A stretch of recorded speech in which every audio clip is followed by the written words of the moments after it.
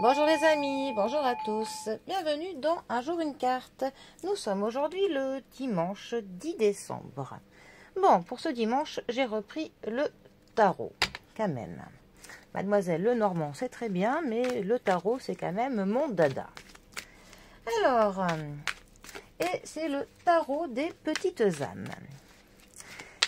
Quelles ont ces chères petites âmes à nous annoncer pour ce dimanche? Voyons voir. Alors, qui n'est d'ailleurs rien de plus d'autre qu'un tarot de Marseille. D'ailleurs, pour différencier le Marseille d'un autre, c'est simple, ce sont toujours des illustrations pour les arcanes mineurs qui sont toujours vraiment simplifiées. Enfin, ce sont toujours soit les deniers, les bâtons, épées ou coupes. Il n'y a pas des petites scènes comme on trouve dans le Rider-Waite. Alors, nous avons pour ce dimanche notre roi d'épée qui est accompagné de notre 6 de coupe. Voilà, comme je vous disais, on retrouve toujours voilà, les coupes sur chaque carte de coupe, les bâtons sur chaque carte de bâton et ainsi de suite. Alors que le Rider-Waite, on a toujours des petites scénettes. D'ailleurs, c'est beaucoup plus simple pour apprendre, hein, parce que le Marseille, pour apprendre pour les mineurs, hein, c'est assez coton. Alors, notre roi d'épée, de la famille des épées. Les épées nous parlent de décision, nous parlent de logique, nous parlent de l'intelligence. Cela nous dit que parfois, il faut trancher dans une décision à prendre.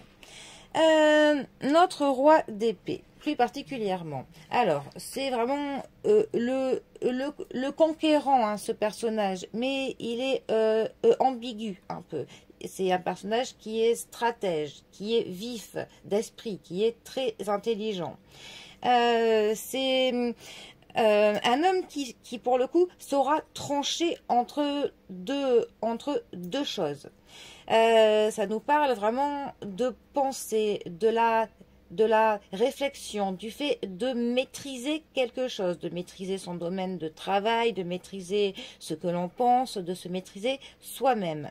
On a quand même un petit peu ce symbole du pouvoir. Donc cette carte peut nous parler de votre père s'il est très autoritaire, de votre grand-père, de votre patron si vous le redoutez un petit peu, parce que ça, quand ce personnage est mal placé dans un tirage, on a quelqu'un qui est un petit peu tyrannique, hein.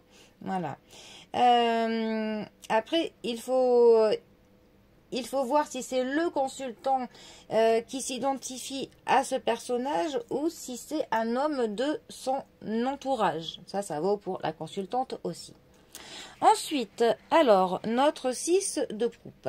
Les coupes nous parlent de nos sentiments, de nos émotions, de nos histoires de cœur, de nos liens sociaux, amicaux, familiaux, de tout ce qui nous touche en plein cœur.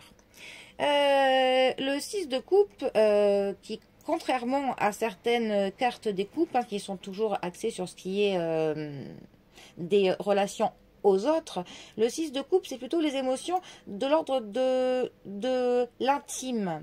Un peu quand on passe d'un état d'esprit à un autre. On a un petit peu cette notion qui est changeante, comme on peut le voir d'ailleurs sur l'illustration.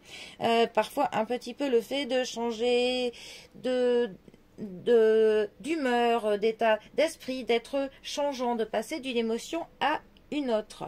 Ces émotions peuvent venir de ce qu'on est en train de vivre, hein, parce qu'on a des étapes qui émotionnellement nous marquent, hein, tout simplement, et aussi sur la manière dont les émotions nous forgent, comment ça influe sur l'évolution que l'on a.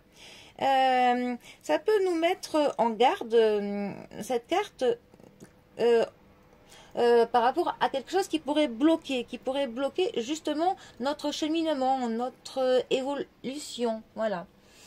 Alors, ces deux cartes ensemble, que peuvent-elles nous dire? Ça pourrait dire qu'un homme plutôt sévère de notre entourage, hein, ça peut être l'homme de notre vie, notre père, un ami à nous, en tout cas un homme qui nous est proche, va avoir une influence sur notre état d'esprit. Il va avoir une influence sur nos émotions. C'est possible qu'il nous déstabilise un peu, qu'on n'arrive pas trop à être dans un équilibre émotionnel face à lui, qu'on soit un peu perturbé. Ça pourrait aussi nous dire qu'une décision plutôt tranchée, plutôt tranchante, va, pareil, influer sur notre état émotionnel. Donc, bon, à voir. Bon. Eh bien, les amis, en tout cas, moi, je vous souhaite bien de passer un très bon dimanche.